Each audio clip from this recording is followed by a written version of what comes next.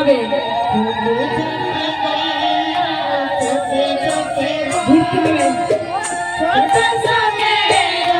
কৃষ্ণ মাঝখানে আসবে কৃষ্ণ মাঝখানে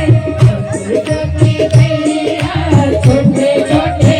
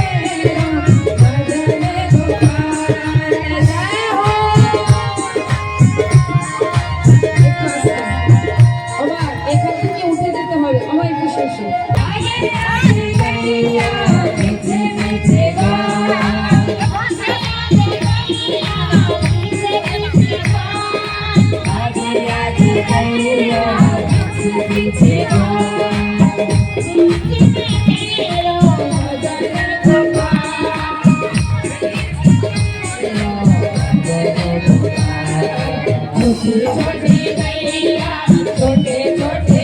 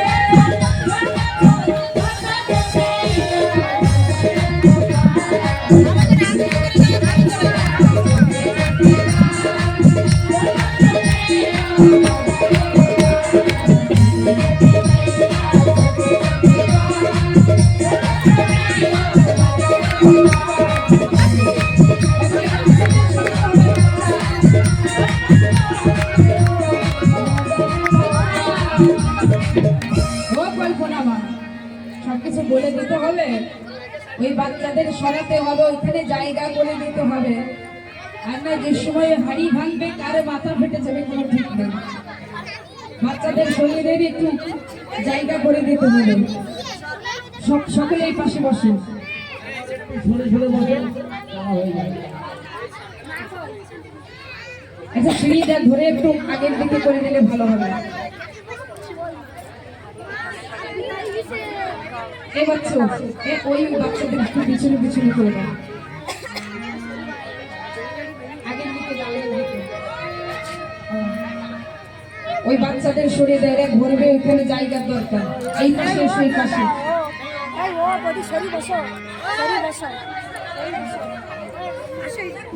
আবার সামনে চলে আসবে, এখন পিছনে বসবে। এদিকে ঠাকুরে তিনি চরণে লীলা করলেন। আচ্ছা বলেন, ঠাকুরে মাখনে চড়েছিলেন বাবা? ভগবানে কি মাখনে চড়েছিলেন? বাবা যদি মাখনি চুরি করে খেতেন হাত তুলে বলেন। ঠাকুর মাখন চুরি করে খেতেন কিনা? হাত উঠিয়ে বলেন, হাত উঠিয়ে বলেন ঠাকুর মাখন চুরি করে খেতেন। ভাইয়া সকলে গোপীগণে তার না মনে মনে চেয়েছিলেন যে নন্দ রাজার সন্তান কৃষ্ণ আমাদের ঘরের থেকে মাখনে পাবে, আর আমরা সেই লীলাকে দর্শনে করব। বাবা যিনি অনন্ত কোটি ব্রহ্মাণ্ডের মালিক, দিনে রাতে 24 ঘন্টা মা লক্ষ্মী যার চরণের সেবা করেন, আমার তার চুরি করে প্রসাদে খাবার দরকার। হ্যাঁ, যার কাছে সাক্ষাতে মা লক্ষ্মী বাধা আছে, তার চরণের সেবা করছেন, তার কি প্রসাদের কমি আছে? বলে না, ভক্ত যেমন ভগবানকে নাচান, ভগবানের তমন নৃত্য করেন। যেমন কিছু সময় আগে শ্রবণে করেছিলেন, রামু নাকের ভেতরে ঘি ভরে দিয়েছে, তাই না? সঙ্গে সঙ্গে প্রকাশ হয়েছে। তাই সকলে গোপীগণে চেয়েছিলেন যে কৃষ্ণ আমাদের ঘরের থেকে মাখনে পাবে, আমরা এই লীলাকে দর্শনে করতে চাই। হে দীননাথ, তুমি আমাদের এই মনোবাসনাকে পূর্ণ করবে। ঠাকুর বলেছিলেন, তথাস্তু গোপীগণ, তোমাদের এই মনের আশাকে আমি পূর্ণ করব। তাই সকলে রাখালগণ আমার দিকে ধ্যান দেবেন, এদিকে ধ্যান দাও। ও রাখাল শ্রীধাম, একের একের কৃষ্ণ একের একের কানে কানে বলছে, শোনো ভাই, কানে কানে কথা বলো। আজকে আমরা একটি নতুন খেলা খেলবো। কি বাবা? কৃষ্ণ বলছেন, শোনে মধুমঙ্গল, শোনে চাতক বিশাল শ্রীরাম। আমার একের একের বলছেন, আর সকলে বলছেন, বল কৃষ্ণ আজকের কি একটি নতুন খেলা খেলবো। ঠাকুর বলছেন যে আজকের আমরা সকলেই গোপীদের ঘরের থেকে মাখনে চুরি করার নতুন খেলা খেলব। আর এদিকে গোপীগণ ছিপের উপরে মানে মাখনে ঝুলিয়ে রেখেছে। আগের দিনে তো ফ্রিজ ছিল না বা কোনো ভালো জায়গা ছিল না যে সেখানে রেখে দেবে।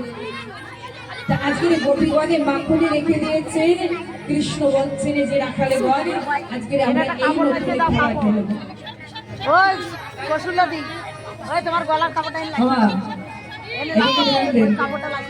আর এদিকে রাখালে ঘরে বলছে, হরে কৃষ্ণ, বলেছে যে চুরি করা মহাপাপ, আমরা কেন চুরি করতে যাব? কৃষ্ণ বলছেন, বেশ, আজকের যদি তোরা আমার সঙ্গে যদি ওই চুরি করার ওই খেলাকে যদি না খেলিস, তা আমি নন্দ রাজার সন্তান। আমার ব্রজধামের রাজা কে ছিলেন? ব্রজধামের রাজা কৃষ্ণ ছিলেন। কৃষ্ণ যা কিছু বলতেন সকলে ব্রজবাসী করত। আর এদিকে রাখালে গণে বলছে, না না, আমরা চুরি করতে পারবো না। কৃষ্ণ বলছেন, ঠিক আছে, তোদের চুরি করতে হবে না, কিন্তু আমি আজকের থেকে প্রতিজ্ঞা করছি তোদের সঙ্গে আমি আর খেলাধুলা করবো না। আর যেইটা এই কথা বলেছে, সকলে রাখালিগণ এসে বলছেন, কৃষ্ণ, ওরে কানাই তোরা কি বলবি? ওরে কানাই, তুই কি জানিস না বন্ধু, আমরা তোকে ছাড়া জীবিত থাকবো না, তুই কি বললি? আমাদের সঙ্গে আর খেলাধুলা করবি না বল? বলে আজকের কঠিন ঘরে যেতে হবে চুরি করার চলে। ঠাকুর বলছেন বেশ ঠিক আছে, চল আমার সঙ্গে। দেখালে গর কানাইয়া, ও কানাইয়া, কানাইয়া 56 ভোগের দিকে তাকিয়ে আছে, কোন সময় পাও? রাজরানী তো বললাম বলে যায় যায় শ্রী রাধে। চলে আসো কানাই, আমি যা যা বলবো ধ্যান দেবে আমার দিকে। সকলে ওই দিকে থেকে আসবে, দূরে ওই দিকে চলে যাও। হ্যাঁ, আগে থাকবে তুমি, পিছনে থাকবে, এই দিকে আসবে, চলে যাও। চলে এসো কৃষ্ণ, আগে এসো। রাখালগণ এইদিকে ফেরো। সকলে একটু ঘুরে যায়, ঘুরে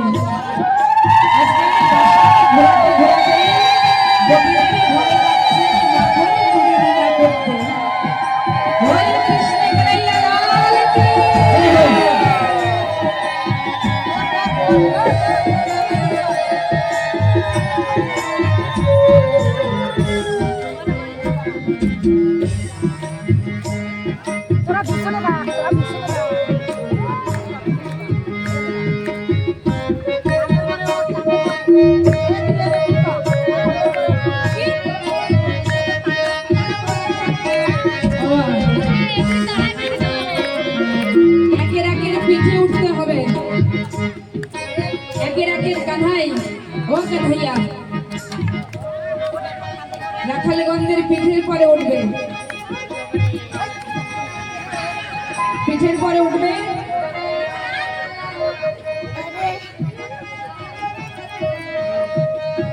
কানাই ওই মাখনে ধরতে পারবে না, পড়ে যাবে। পড়ে গিয়েছে কানাই, পড়ে গিয়েছে নিচে।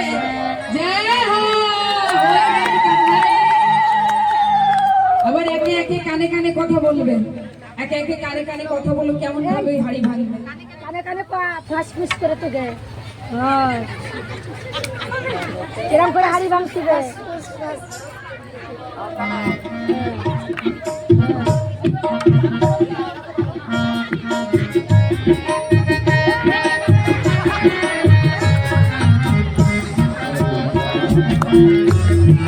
আবার পড়ে যাবে কানাই, আবার হাড়ি ভাঙতে যাবে, আবার পড়ে যাবে।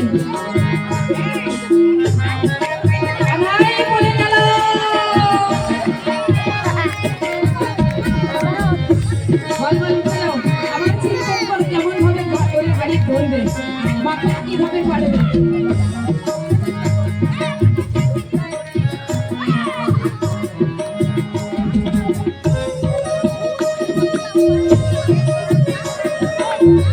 হাড়ি এত উঁচু হয়ে দেখেছো তো, অনেক উঁচু করে দিয়েছে।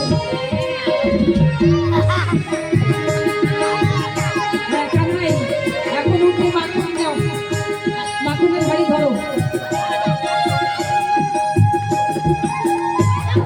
আগে মাখন নিজের মুখে দেবে, তারপরে গোয়ালবালদের দেবে, তারপরে সকলকে দেবেন।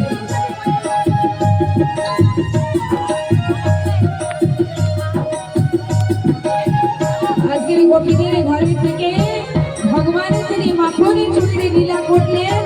এদিকে সকলে গোপী ঘরে আড়ালে আড়ালে এই লীলাকে দর্শন করছে, না আনন্দ পাচ্ছে। সকলকে দাও মাখন, সকলকে দাও, ছিটিয়ে দাও, উপরে দাঁড়িয়ে দাও, উপরে দাঁড়িয়ে ওই গান করে দাঁড়িয়ে সকলকে ছিটিয়ে দাও।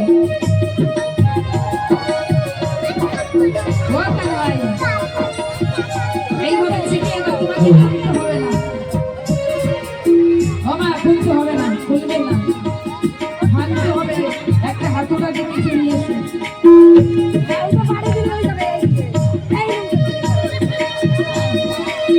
ও কানাই সকলকে ছিটিয়ে দাও পোশাক, सबको बांट दो, सबको दो, सबको दो।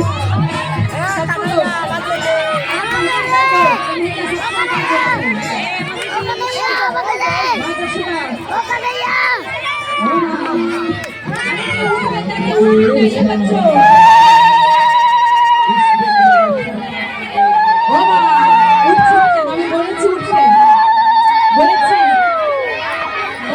ভেঙে দাও, তুমি ভেঙে দাও। আমার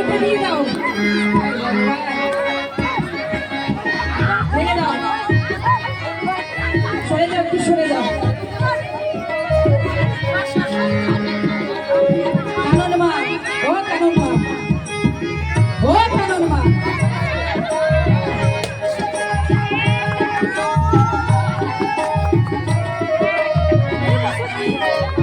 ও মা আমি ডাকছি, মানে শোনার ধ্যান নেই। আপনি লাঠি নিয়ে কৃষ্ণকে তাড়া করতে হবে না?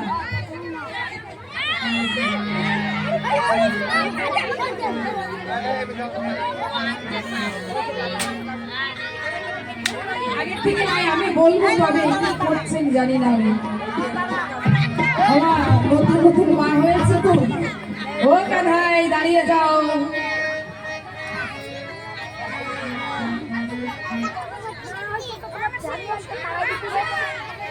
আজকের গোপীগণে বলছিলে যারা কাঁধাই মা যশোদা ওকে এখনই দেখবে। গোপীগণ আজকের কাঁধাইকে তারা করছেন, বেঁধে রেখেছেন, দড়ি দিয়ে মা যশোদা বেঁধে রেখেছেন কেমন ভাবে।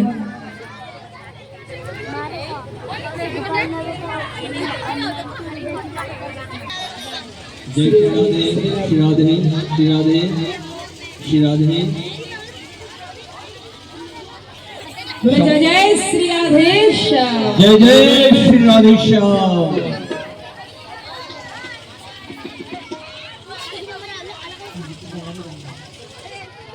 সবাইকে জয় শ্রী রাধে বলবেন না সবাই?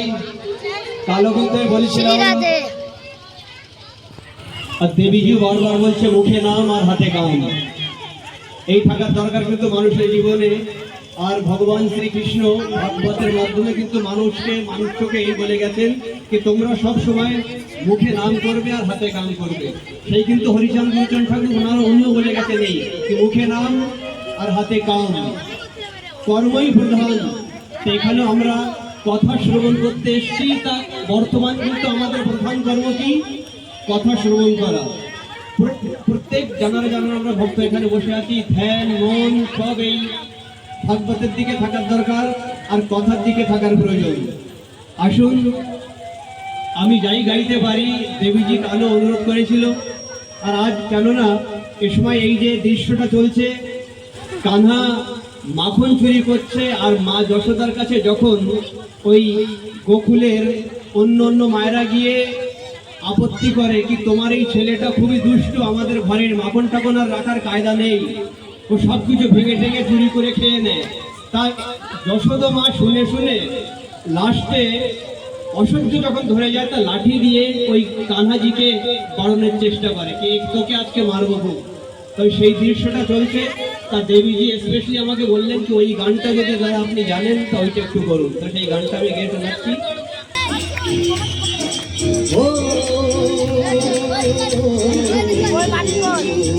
গোপালকে দড়ি বেঁধে রাখিসনে ছেড়ে দে মা জননী। জয় হো গোপালকে দড়ি বেঁধে রাখিসনে ছেড়ে দে মা জননী। মাখন চুরি করুক গোপাল, মাখন চুরি করুক গোপাল, চুরি করে খাতলো গোপালকে ধরি বেঁধে রাখিস রে, ছেড়ে দে মা জননী, ছেড়ে দে মা জননী। বলুন রাধে রাধে। গোপাল পালা, গোপাল পালা, আমার গোপালকে ছেড়ে দাও, ছেড়ে দাও গোপাল পালা, মা যশোদা আসছে, পালা গোপাল পালা। মা যশোদা পিছু পিছু তারা করছে। গোপাল ছুটে আসো, বলবো ঘোরো, এদিকে চলে যাও, আর এদিকে এদিকে এসো।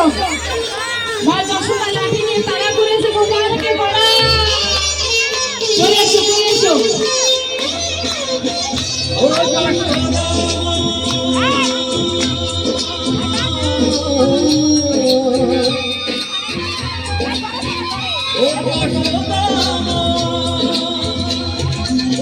ছোটবেলা চলে গেলে আর তো পাবি না, আর তো পাবি না। ওর ছোটবেলা চলে গেলে আর তো পাবি না। দোহের ভেদে ফেলুক এখন গোপালকে দৌড়ি বেঁধে কাঁদছে ছেড়ে দে মা জননী, ছেড়ে দে মা জননী। মা যশোদা সকলের কাছে বলছিল, এ আমার গোপাল কোথায়? সকলে বলছিল, জানি না তোমার গোপাল কোথায়। আবার যশোদা মা চলে আসলেন এদিকে। এক সখী বলছিল, ওই জায়গায় তোরে গোপাল। এবার দেখো, আরে মা যশোদা তারা করছেন, পালাও পালাও পালা পালা পালা। বাবা একটু উড়ে ঢুকে দিতে হবে।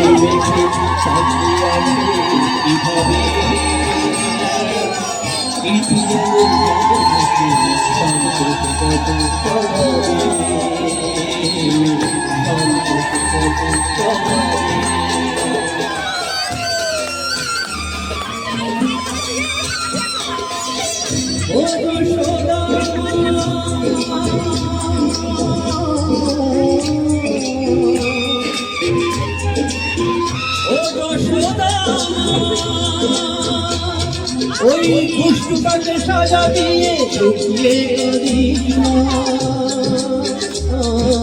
লুকিয়ে কাঁদিস না। ওই দুষ্টুটাকে সাজা দিয়ে লুকিয়ে কাঁদিস না। তোর ভিকিরে মা বলে সে ডাকে যদি গোপালকে দড়ি বেঁধে রাখিস রে, ছেড়ে দে মা জননী। মাখন চুরি করুক গোপাল, মাখন চুরি করুক গোপাল, চুরি করে খাক ধনী। গোপালকে দড়ি বেঁধে রাখিস রে, ছেড়ে দে মা জননী, ছেড়ে দে মা জননী, ছেড়ে দে মা জননী। জয় হয়, সকলে হাতে তালি দিতে হবে। জয় জয় শ্রী রাধে শ্যাম। সুন্দর ভজন। এইবার ছেড়ে দেন। গোপালকে কি আর কেউ বেঁধে রাখতে পারে? তাই কি না? আসুন আমরা খুবই সুন্দর কথা এখানে শ্রবণ করছি। আর বাস্তবিক আমরা এই কথা শ্রবণ এই জন্য করি যে মানব জীবনে আমাদের যা কিছু পাপ কর্ম থাকে, আমরা যতই না চাই তাও কিন্তু আমাদের দ্বারায় ভুল হয়, আর আমাদের জন্মে কিছু কিছু পাপ জড়িয়ে যায়। সেসব পাপগুলোকে যদি আমাদেরকে নষ্ট করতে হয় তাহলে আমাদেরকে সাধু সঙ্গ করতে হবে, এমন এমন ধার্মিক অনুষ্ঠান যেখানে যেখানে হয় সেখানে সেখানে যেতে হবে। আজকে অনেক বউ ভাতাও কিন্তু আছে, বড় বড় পার্টি আছে। রুদ্রপুরে ছিলাম দেবীজি, সেখান থেকে এখানে চলে এসেছি। আর এখনো ফোন আসছে, কিন্তু যেখানে বসে আছি তা আমার এই লাগছে কি সবচেয়ে বড় পার্টি কিন্তু এই। আর সেখানে যেই টাইপের খাবার তৈরি হোক, বাড়ির থেকে ফোন আসছিল, আমি বললাম ওইখানের থেকে ওই প্রসাদই খেয়ে আনবো, ভালো পার্টিতে আর খাবো না, কেন কি এর থেকে ভালো পার্টি আর ভালো প্রসাদ কিছু হয় না। আর এই কিন্তু মানুষের জীবনে কর্ম। देवी जी छोट्ट एक कथा আমার মনে পড়ে গেল। कुछ हिंदी भाषी श्रोता भी मैं यहाँ पे देख रहा हूँ। হিন্দিতে 2 মিনিট কথা বলবো, বুঝতে পারবেন তো? যারা মায়েরা বসে আছেন, ঠাকুরমারা বসে আছেন, এমনি তো হিন্দি আমাদের রাষ্ট্রভাষা, তা হিন্দিও সবাই জানে। ছোট্ট একটা এই আমি ঘটনা বলতে চাচ্ছি कि मनुष्य के जीवन का जो कर्म है, ये बात बहुत ध्यान से सुनिएगा। 2-3 मिनट की छोटी सी ये कहानी है कि मनुष्य का कर्म जो है कभी उसका पीछा नहीं छोड़ सकता। आपका कर्म जैसा होगा, आप अपने जीवन में जिस तरीके का कर्म रूपी बीज बोएंगे, आपको उसी तरीके का फसल काटना ही होगा, काटना ही होगा, काटना ही होगा। अगर इस जन्म में भी नहीं तो इसके बाद वाले जन्म में उसको काटना होगा, ये निश्चय है। और स्वयं ईश्वर भी उसको कम नहीं कर सकता, उसको खत्म नहीं कर सकता। ये श्रीमद् भगवत गीता में कहा गया है कि हे मनुष्य, तुम जैसा कर्म करोगे तुम्हें वैसा फल भोग करना ही पड़ेगा। अगर ऐसा नहीं होता तो माता देवकी और वसुदेव 14 वर्ष तक कारागार में नहीं रहते। भगवान श्री कृष्ण के माता पिता थे, क्या ये संभव था कि भगवान श्री कृष्ण के माता पिता 14 वर्ष तक कारागार में रहते? आज तो साधारण कोई चेयरमैन होता है, कोई विधायक होता है, कोई एमपी होता है, कोई मंत्री होता है, तो अपने सिफारिश से जेल से बाहर निकाल देते हैं ना, ऐसा होता है ना, जिनका अप्रोच बड़ा होता है वो पुलिस, थाना, जेल सब जगह से बाहर आ जाते हैं। तो क्या ऐसा संभव नहीं हो सकता था कि भगवान श्री कृष्ण है तो उनके माता पिता भी 14 वर्षों तक क्यों कारागार में रहे? जब उनको छुड़ाने के लिए भगवान श्री कृष्ण गए तो माता देवकी ने कहा कि हे बेटा, तू तो भगवान है, तू तो कान्हा है, तेरे माता पिता है 14 वर्ष तक इस कारागार में रहे और तू 14 वर्षों के बाद आ रहा है आज छुड़ाने मेरे हमको। क्या ऐसा नहीं हो सकता था कि हम पहले ही जब आए थे तभी हमें यहाँ से विदा कर लेता, हमें छुड़वा देता? तब भगवान श्री कृष्ण ने उन्हें भी यही कहा कि आप मेरे माता पिता हो सकते हो, लेकिन आपके कर्मों से आपका पीछा नहीं छूट सकता है। आपने जैसा कर्म किया है आज उसी का फल भोग रहे हो। तब देवकी ने कहा बेटा हमने ऐसा कौन सा कर्म कर दिया? तो भगवान श्री कृष्ण बोले कि याद करिए माता, वो दिन जब आप कैकेयी थी और मेरे पापा जो वासुदेव है ये राजा दशरथ थे, आपने मेरे लिए 14 वर्ष का वनवास मांगा था और मेरे पिताजी राजा दशरथ ने भी 14 वर्ष के लिए मुझे वन में भेजा था। वो आपका कर्म था, वही 14 वर्ष जो आपने मेरे को वन में भेजा था वही इस युग में आके वही 14 वर्ष का वनवास कारागार के रूप में आप काट रहे हैं। तो ये है मनुष्य के कर्म का फल कि जो जैसा कर्म करेगा उसको वैसा फल भोगना ही पड़ेगा। एक सुंदर सा युवक लड़का होता है, 30 साल के लगभग उसकी आयु होती है। क्या होता है, बहुत बढ़िया नौकरी करता है देवी जी, और नौकरी करने के बाद बहुत सुंदर घर बनाता है, सुंदर गाड़ी बना लेता है, शादी होती है, एक सुंदर सी बीवी आती है और उसके बाद 1 साल के भीतर बड़ा सुंदर सा एक बेटा होता है। बेटा 2-3 साल का होता है, दौड़ता है, खेलता है और उसको बहुत आनंद आता है, क्योंकि इस दुनिया में सबसे ज्यादा सुख इंसान को तब प्राप्त होता है जब उसके घर में संतान आता है, बेटा या बेटी आते हैं। और सबसे ज्यादा दुख तब होता है कि जब वही बेटा या वही बेटी उस माँ बाप की बात नहीं सुनते हैं। 20 साल पालते हैं जो माँ बाप, 20 दिनों के प्यार में उस माँ बाप को हम भूल जाते हैं और वहाँ ब्रेकअप होता है और जहर खा लेते हैं या फांसी लगा के आत्महत्या कर लेते हैं। कितने दुख की बात है जो मेरे युवा बहनें यहाँ पे है, बड़ी बड़ी लड़कियां भी है, बच्चे हैं, सुन लो ये कि 20 साल जो माँ बाप आपको पालते हैं, पोसते हैं, माँ के कोख में आप जिस दिन आते हैं उस दिन से आपकी चिंता करने लग जाते हैं। उनको नींद नहीं आती है, वो खुद खाते नहीं है, आपको खिलाते हैं, खुद गीले में सोते हैं, आपको सूखे में सुलाते हैं, वो सर्दी गर्मी सब झेलते हैं पर अपने बच्चों को सर्दी गर्मी लगने नहीं देते हैं। और उसी माँ बाप को हम भूल जाते हैं और 20 दिनों के एक प्यार के चक्कर में पड़ के अपने जीवन को खत्म कर देते हैं। क्या ये सही है? एक बार बताइए, क्या ये सही है? मैं बताना चाहूंगा आप लोगों को यही बात बड़े अच्छे 2 लाइनों में कि प्रेम की पहचान अगर शादी होती, प्रेम की पहचान अगर शादी होती, आज रुक्मणी की जगह राधा होती। समझ रहे मैंने क्या कहा कि प्रेम की पहचान अगर शादी होती, आज रुक्मणी की जगह राधा होती। राधा ने आत्महत्या नहीं किया था, भगवान श्री कृष्ण को राधा नहीं मिली लेकिन उन्होंने भी आत्महत्या नहीं किया था। उन्होंने गोली नहीं खाई, वो पागल नहीं हुई, वो नशा नहीं किया, उन्होंने फंदा नहीं लगाया।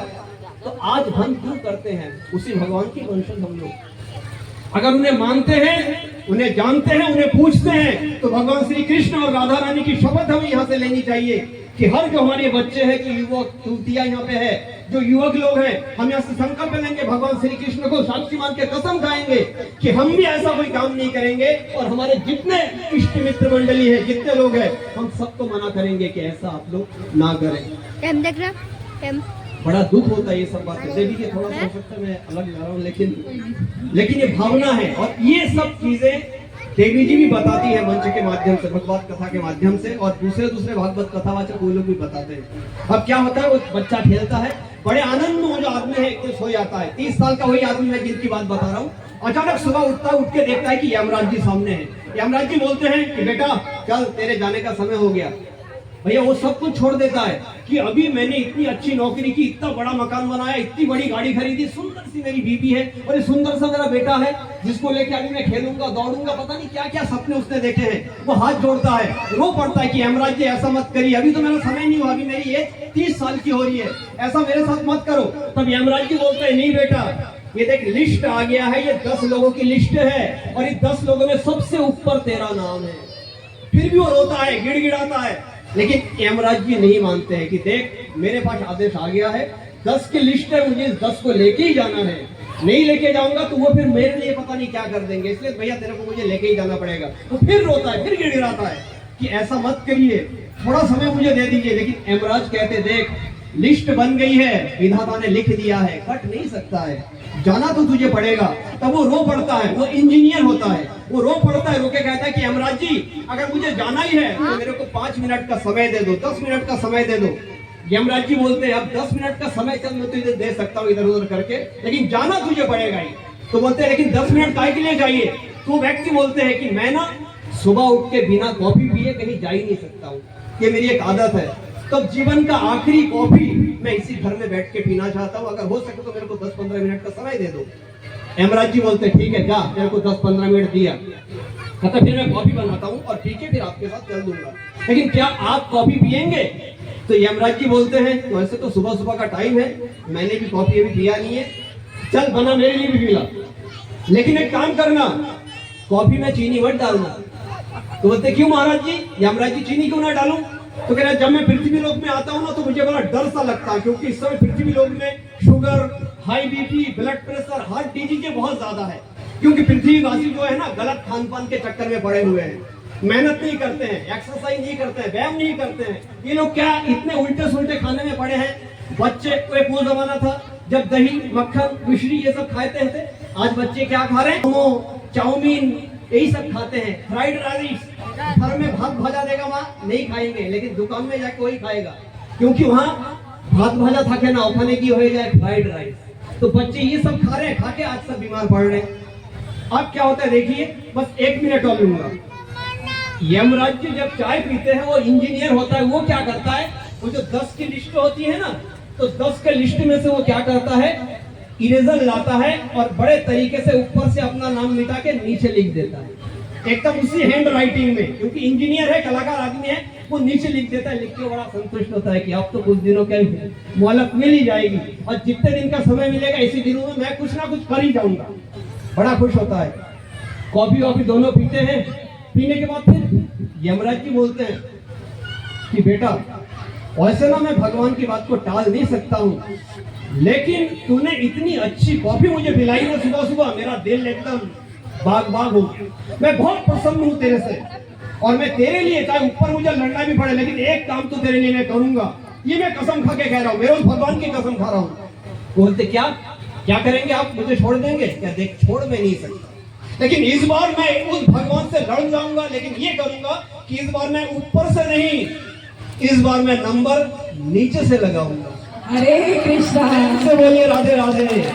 तो यही है कर्म का फल, कुछ भी आप कर लें, अगर बुरा कर्म है तो फल भुगतने के लिए तैयार रहना होगा, और अगर अच्छे कर्म आपके हैं तो वो फल भी आपके जीवन में जुड़ेगा। और अच्छे कर्म और अच्छे फल कैसे जुड़ेंगे? जब ऐसे कथाओं में, ऐसे देवी जी के सानिध्य में हम सब आएंगे, इनसे कथा सुनेंगे, इनसे बहुत सारी चीजें सीखेंगे और उसको घर में भी जाके अपनाएंगे।